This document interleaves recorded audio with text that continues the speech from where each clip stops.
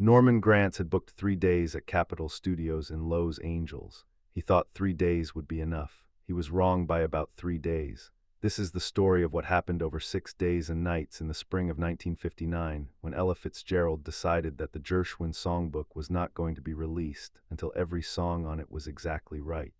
Of musicians who went home and came back and went home and came back again. Of recording engineers who fell asleep in their chairs and woke up to find the session still running. Of Norman Granz, who had produced hundreds of recordings and who understood perfectionism as well as anyone in the music business, discovering that he had not fully understood it until he watched Ella Fitzgerald refuse for the sixth consecutive session to sign off on a take of "Someone to Watch Over Me" that everyone else in the room believed was flawless, and of what happened in hour 71 when Ella sat down at the microphone, exhausted beyond what she'd thought exhaustion could be, and sang the song differently than she'd ever sung it, and the studio went completely silent, and Norman Granz did not say anything for 30 seconds, and then said, "That's the one." The George Gershwin Songbook project had begun as an extension of what Ella and Norman had already accomplished with Cole Porter, Rodgers and Hart, Duke Ellington, and Irving Berlin. The Songbook series had been transforming both of their careers, establishing Ella as the definitive interpreter of the American popular song tradition, and transforming Verve Records from a struggling jazz label into one of the most prestigious recording companies in the world. But the Gershwin Songbook was something else, something more. Ambitious, George Gershwin had died in 1937 at 38 years old, but his catalog was enormous, over 200 songs written across a career that had spanned Broadway, Hollywood, and the concert hall. He'd written show tunes and art songs and jazz-inflected ballads and comic numbers and torch songs. He'd written the music for Porgy and Bess, considered by many to be the great American opera. The scope of the project was unprecedented in the Songbook series. The others had been double albums, comprehensive but containable. The Gershwin collection would be 5 albums, over 50 songs, orchestral arrangements by Nelson Riddle, the master arranger who had worked with Frank Sinatra on his most celebrated Capitol Records albums and who brought to his work a combination of symphonic sophistication and jazz-inflected swing that was perfect for the material. Norman had been planning the sessions for months, working with Nelson Riddle on the arrangements, booking Capitol Studios with its world-class acoustics and equipment, assembling a full orchestra, strings, brass, woodwinds, rhythm section, more than 40 musicians in the room on the bigger sessions. This was not a small undertaking. This was the most expensive, most ambitious project Verve Records had ever attempted. And when the first session began in early spring 1959, everything seemed to be going well. Ella was in excellent voice. The first songs they recorded, the up-tempo numbers, the comic songs, the bright Gershwin pieces that asked for clarity and swing, came together quickly. Nelson Riddle's arrangements were masterful, supporting Ella's voice while never overwhelming it. The orchestra played with the precision of world-class studio musicians who understood what they were doing. Day one produced 12 songs. Norman was pleased. At this rate, the album would be finished in the planned 3 days. Then they got to the ballads. Gershwin's ballads were a different category of problem. Songs like "Someone to Watch Over Me" and "Embraceable You" and "But Not For Me" had a particular quality. They asked for emotional openness, for vulnerability, for the singer to actually feel something rather than simply execute the notes correctly. They couldn't be handled the way the up-tempo numbers could be handled, with technical brilliance and rhythmic precision. They required something more exposed. Ella knew this. She'd sung these songs before. They were jazz standards she'd performed hundreds of times over 25 years. She knew every inflection, every place where the melody could be stretched or compressed for emotional effect, every subtle harmonic possibility that Gershwin had built into the chord progressions. What she heard on playback when they ran through "Someone to Watch Over Me" on the first attempt was technically excellent and slightly wrong. It was wrong in a way that she understood immediately and couldn't quite explain to anyone else, because the wrongness wasn't in any element that could be pointed to and corrected. The pitch was accurate. The timing was musical, the phrasing was sophisticated. Nelson Riddle's arrangement was beautiful, strings weeping softly underneath, the melody clearly supported without being obscured, and yet there was a quality in it that she associated in her own private vocabulary with the word performance, when you'd sung something so many times that your body knew exactly what to do and did it correctly, professionally, skillfully, but from a place that was separate from where the song actually lived. The song lived somewhere specific. It lived in the relationship between longing and acceptance, between wanting something and knowing you might not get it, between the private hope and the public grace of carrying that hope with dignity. When she sang it from memory, from the accumulated knowledge of 1,000 previous performances, she was singing the map rather than the territory. Norman heard it too, though he didn't say anything immediately. He had understood since their early years together that Ella's relationship with her own work was more precise and more demanding than almost anyone else's. She heard things that other people missed. She held herself to standards that existed in some important sense only for her. Again, Ella said, they ran it again. The second take was better than the first in the ways that second takes are usually better, the musicians more settled, the arrangement more familiar. It was, by any objective measure, excellent, and it was still performing the song rather than inhabiting it. Again, they went through Someone to Watch Over Me 7 times on the second day. Each take improved incrementally. Each take was excellent. None of them were right. The musicians exchanged glances, not of frustration, because these were professionals who understood the pursuit of something specific, but of genuine curiosity about what Ella was hearing that they weren't. The engineers were having the same conversation in the control room. Something was there that other ears couldn't find. Norman extended the session into the evening. He'd worked with Ella for 5 years by this point, and he'd watched her work with extraordinary focus on hundreds of sessions. But he'd never seen her like this, the combination of absolute certainty that something better existed and absolute inability to explain in technical terms what that something was. "What are you looking for?" he asked her during a break, when the musicians had gone for food and the control room was quiet. Ella considered the question carefully before answering. She was looking for something she could hear in her head that wasn't appearing in the microphone, and the gap between those two things was driving her with a patience and intensity that frightened her slightly when she thought about it directly.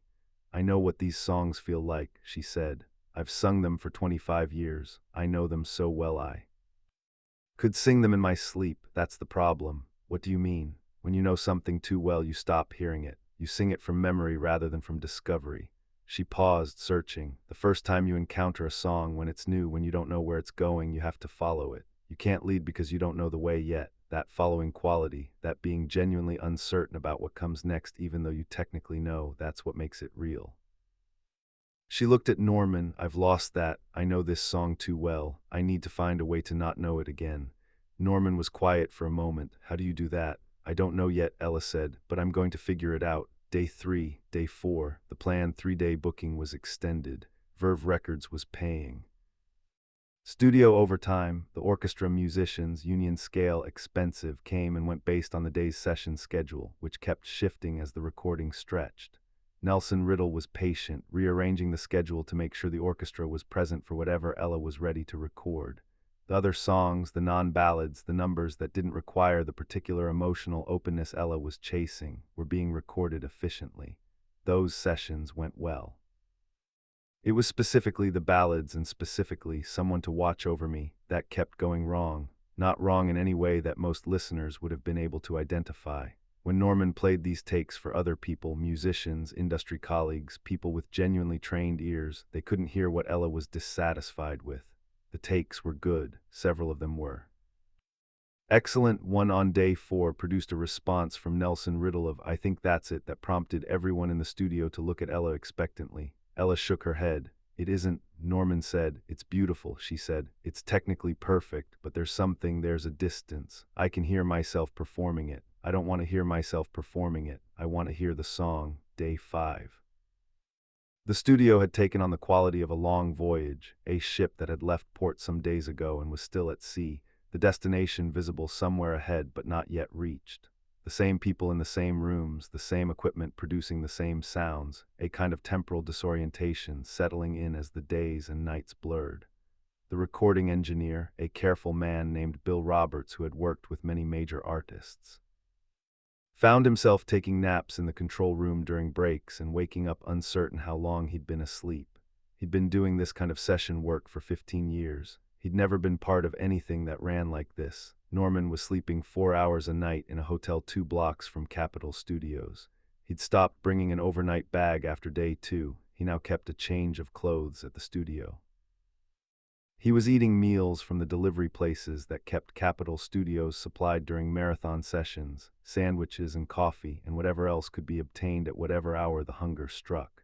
He was privately running calculations. The cost of the extended sessions was significant. Every additional day added to an already expensive project. There were other Verve artists who needed studio time. There were business reasons to wrap this up. But he said none of this to Ella. He'd made a decision on day 3 that this was going to take as long as it was going to take, that whatever she was looking for was real, that it existed, and that they were going to find it. And so they continued, hour 60. The studio was quiet in the particular way it goes quiet in the early morning hours, not the quiet of concentration and work, but the quiet of people who have been awake too long and whose bodies are sending signals that are being ignored. The orchestra musicians for this session had gone home. In the studio there was only Ella Norman, the pianist Paul Smith, who had been with Ella for years and who seemed to require less sleep than anyone else involved, and Bill Roberts at the engineering board. Norman was sitting in the control room with his eyes closed, not asleep exactly, but not fully. Present, his mind had entered the state of extended wakefulness where thoughts moved slowly and attention couldn't quite fix on anything. "Let me try something," Ella said. Norman opened his eyes. Ella was at the microphone, not looking at anyone. She had a quality of stillness that was different from her normal pre-take stillness, something more inward, more private, as if she had moved slightly outside the room even while remaining physically present in it. Paul Smith at the piano glanced at Norman. Norman gave a small nod. Paul began to play, just the piano, no orchestra, the arrangement stripped down to its bones. Ella began to sing "Someone to Watch Over Me." She sang it more slowly than she'd sung it in any of the previous takes, slower than the arrangement called for, slow enough that the spaces between the phrases became significant small silences in which the melody seemed to breathe before continuing, and the voice that came out was different from the voice of the previous 60 hours of attempts, not different in its technical qualities. The pitch was as accurate as always, the phrasing as clean, but the quality of presence was different. It was as if all the accumulated exhaustion of 5 days and nights, all the frustration of trying and failing to find something that kept eluding her, had worn away something, some layer of professional control, some carefully maintained distance between the singer and the song, and what was left underneath was the thing Ella had been looking for. The song stopped sounding like a performance. Bill Roberts, who had been leaning back in his chair in the condition of someone fighting sleep, sat forward without fully registering that he'd moved. Norman opened his eyes. Paul Smith's hands moved over the keys with the particular precision of a musician who has understood that something important is happening and is making himself invisible in order not to interrupt it. Ella sang. The song she was singing was about longing, about the wish for someone who understands you, about the hope for connection in a world that doesn't always provide it. These were not difficult concepts to understand intellectually. But the voice that was delivering them now wasn't explaining them, it was living them. You couldn't hear the craft, you could only hear the feeling. She reached the final chorus. The slow build, the last phrase held and released, silence. Bill Roberts was completely still at the board. He was not breathing audibly. He may not have been breathing at all. Norman Granz sat in the control room and did not say anything for 30 seconds. 30 seconds is a long time in a recording studio. In normal circumstances, the producer jumps in immediately, tells the artist how it went, whether they need to adjust anything, whether that was the take. Silence means something's wrong, or means the producer is uncertain, or means a technical problem is being assessed. This silence meant something else. At the end of 30 seconds, Norman said, "That's the one." Ella was still at the microphone. She hadn't moved since the last note. She looked at Norman through the glass. "I knew we'd get there," she said, quiet, matter of fact, without triumph, without relief, just the simple statement of someone who had known the destination existed and had been willing to keep moving until they reached it. The take they'd recorded. In that 61st hour, Ella Fitzgerald singing "Someone to Watch Over Me," accompanied only by Paul Smith's piano, in the exhausted early morning of a 6-day recording session, would be considered by many who heard it to be one of the finest vocal recordings she ever made. Not the most technically polished, not the most elaborate, but the most human. The Gershwin Songbook was released in 1959 to extraordinary critical response. The reviews cited Ella's interpretive depth, her ability to inhabit a lyric rather than simply sing it, the quality of presence in her voice that made even the most familiar songs sound discovered rather than performed. None of the reviews knew about the 71 hours, about the mountain of takes, about the night it finally came. None of that was visible in the finished album, which was itself the point. Great art conceals its cost, shows you only what it found, not how long it spent looking. 71 hours of looking, 1 hour of finding, that's the ratio, that's the math of perfection. Not that you attempt something once and get it right, but that you attempt it again and again and again until the professional armor wears thin and the real thing underneath gets a chance to come through. Someone to watch over me. Recorded in hour 71 of a session that had started as 3 days and became 6. Because Ella Fitzgerald could hear what it needed to be, and she wasn't leaving until it was that, because some things are worth however long they take.